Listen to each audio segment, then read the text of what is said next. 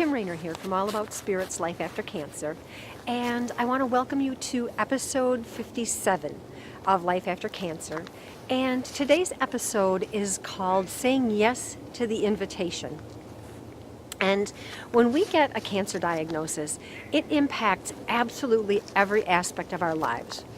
Our spiritual life, our physical life, our intuition. We have so much change that goes on. It impacts our emotions, it impacts our social life and our life with our families. And I created Life After Cancer to support people in a way that I didn't feel supported when I was done with my cancer treatment. I release this show every Monday at 10 o'clock, and I hope that you will stay and watch today's show. And like I said, it is called The Invitation. And the topic was inspired by the poem by Oriah Mountain Dreamer.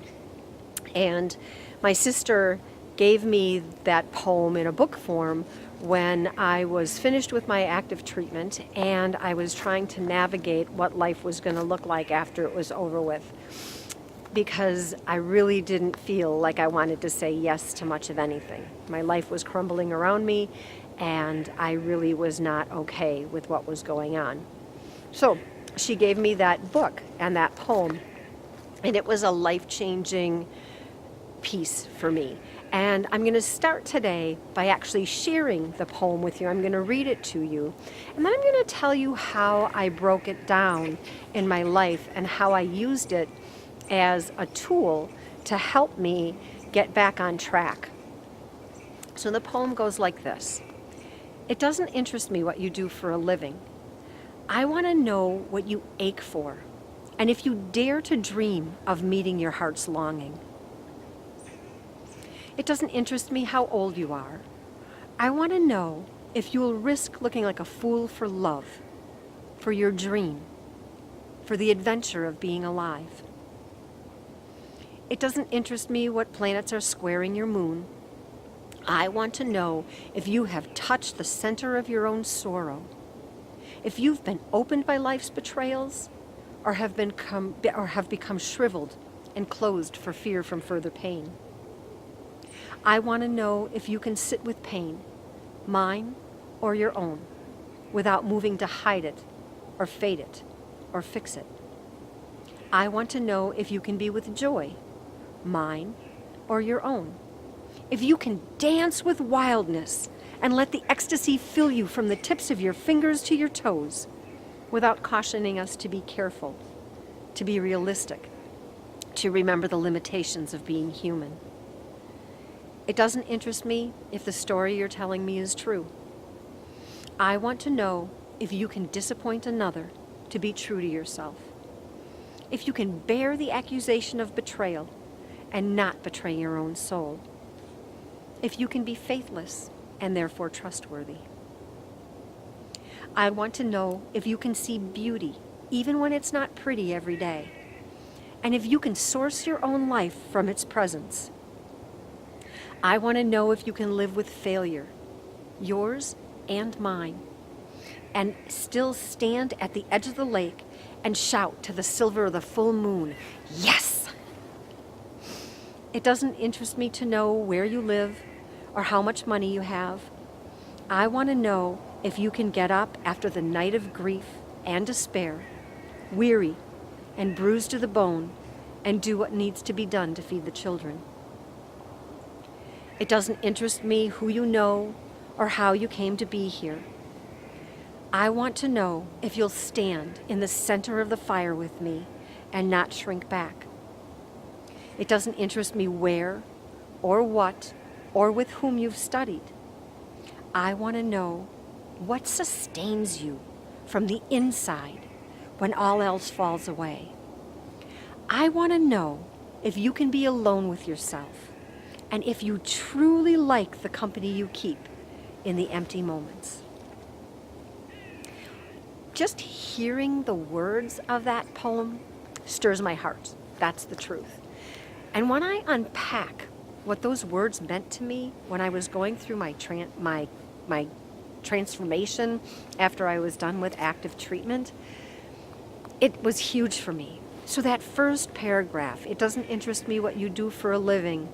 I want to know what you ache for, and if you dare to dream of meeting your heart's longing. I said before that I was a college student when I was diagnosed, and I had dreams of becoming a palliative care nurse. And I had made a promise to myself that my dad's end-of-life experience was not going to be for naught, that I was going to make his end-of-life experience be something of value to other people. And my making the decision to discontinue going to nursing school felt like I was failing at that. And what I've come to learn is it really doesn't make any difference what I do for a living. Can I honor what's going on in my heart? And what was going on in my heart at that time was I wasn't comfortable committing what I needed to commit as far as time and energy and resources to finish my nursing degree. I needed to be true to my own heart.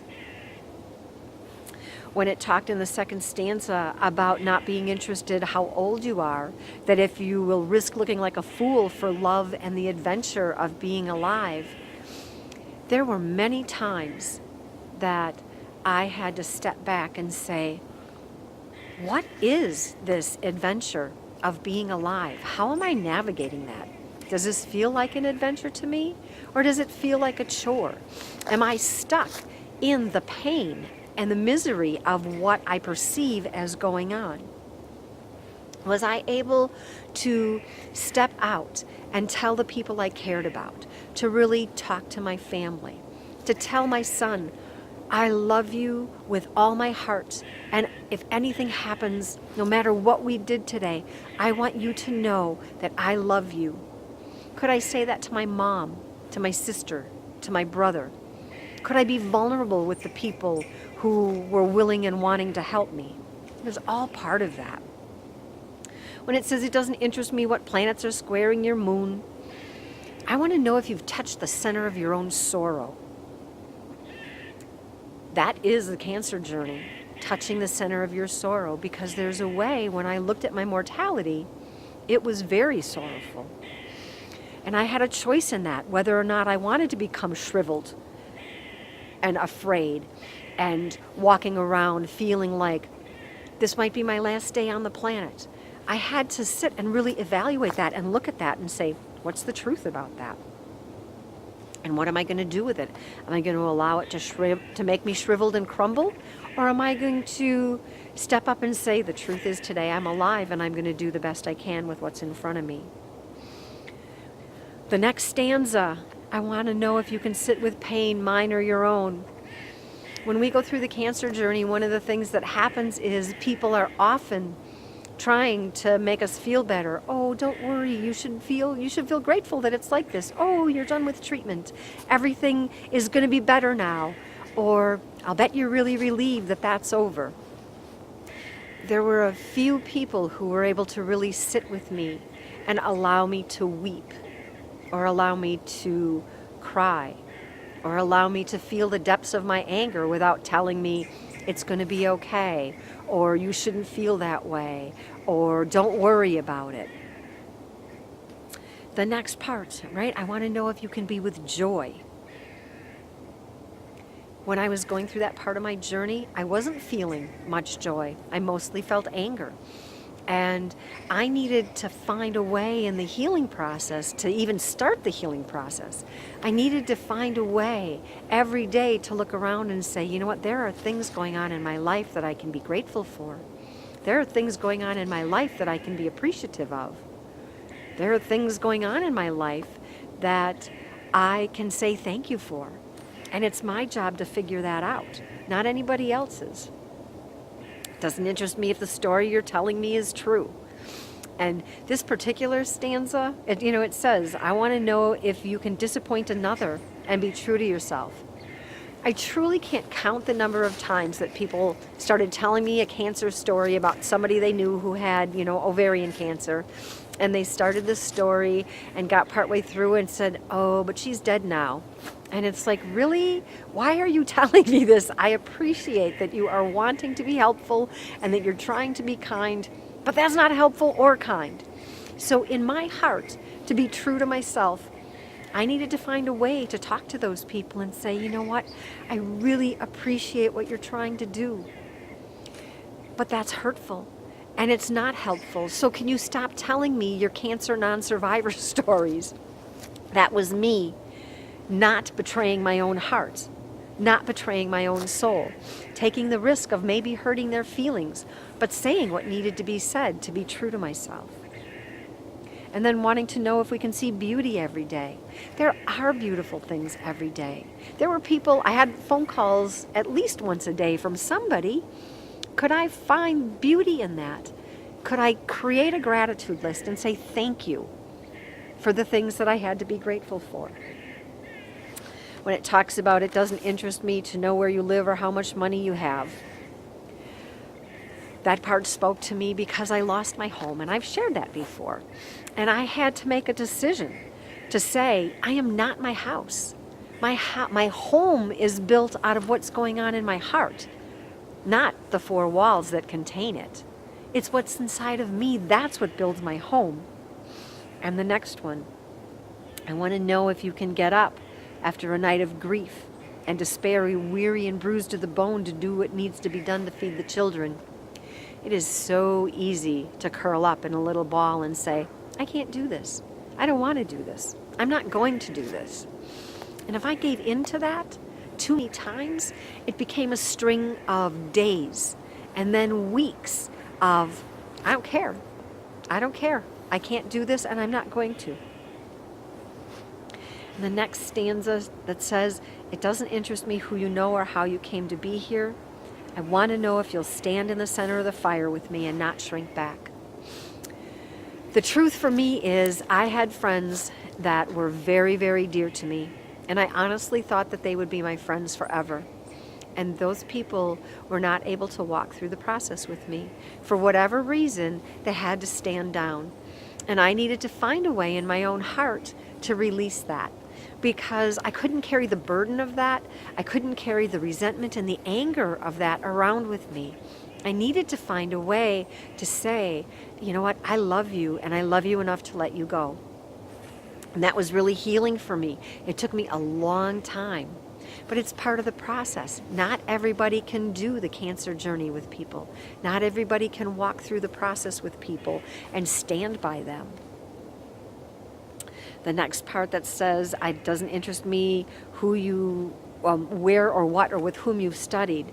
The piece that's important to me is I want to know what sustains you from the inside when all else falls away. What makes you get up in the morning and say, okay, I'm going to do this for another 24 hours? What is it for you that says, okay, I'm not ready to hang it up yet? I want to know that about you. When we're together, I'm spending my time with you. I am not spending my time on social media or spending my time wondering what other people are doing. I want to be engaged with you because I don't know how much time we're going to have together, and I want to make the most of that.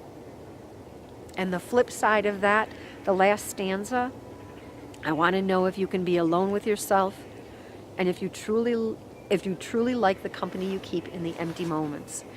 That last stanza took a long time for me to be able to say yes to. I didn't like myself. I didn't like what had happened. There was a part of me that felt like I was to blame for my cancer. There was a part of me that felt like I was responsible for creating it. There was a part of me that felt like I was a failure for somehow allowing cancer to grow in my body. And I had to find a way to unpack that. It wasn't easy, and it took lots and lots of work. And a lot of what I share with you over the course of these Life After Cancer shows speaks to the challenges that I had and the tools that I used and the ways that I found to navigate that. So if you're going through the cancer journey, if you've finished the cancer journey, if you're struggling with what's happened after the cancer journey, I hope that you will take the time to read the invitation. You can find it by following the link on this post back to my website, and I'll put the poem on there so you can read it. And I hope that you can find a way to say yes. And if you struggle with that, reach out to us, reach out to the community. We are available and here to help you with that. If you have thoughts or ideas or comments that you'd like to share, please share them on the Facebook post. I get lots of comments personally, and I'd love to have you share them publicly. I think that it's really helpful for other people.